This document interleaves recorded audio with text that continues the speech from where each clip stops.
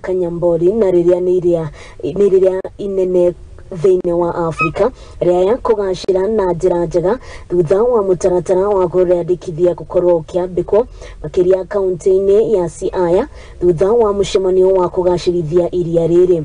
Minister wa mai na maria maturigiceirie thiini wa kaunti ino Walter Okello neugite Iria Ria ni gukorwo rigithondekwo na rigitherio na ni gukorwo rikinyitirirwo ni kambuni ya Ignite Africa niguo Iria Ria rithie na mbere na kuguna ya marithiini wa mwena wa Riaya orodo mwena Busia.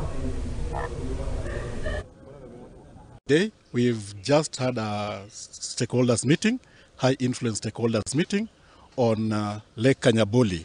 As you know, Lake Kanyaboli recently suffered a disaster when it broke one of its banks and affected a number of communities' livelihoods, especially in agriculture sector. So few farms were washed away, destroying the livelihoods of the community and therefore interfering with their food security situation.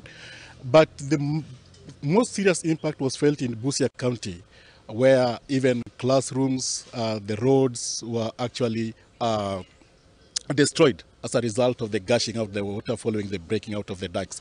Today was informed by an expression of interest that has been indicated by one of our potential partners called Ignite Africa.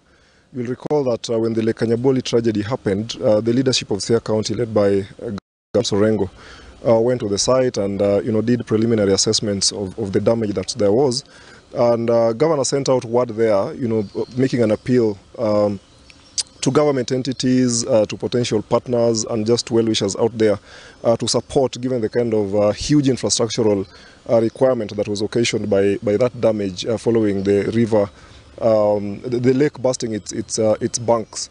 We are glad that a number of partners have positively responded. We did develop a concept that we shared out, and we got a response from Ignite Africa telling us about a company based in that have expressed interest to come and help us clean up Lake Kanyaboli.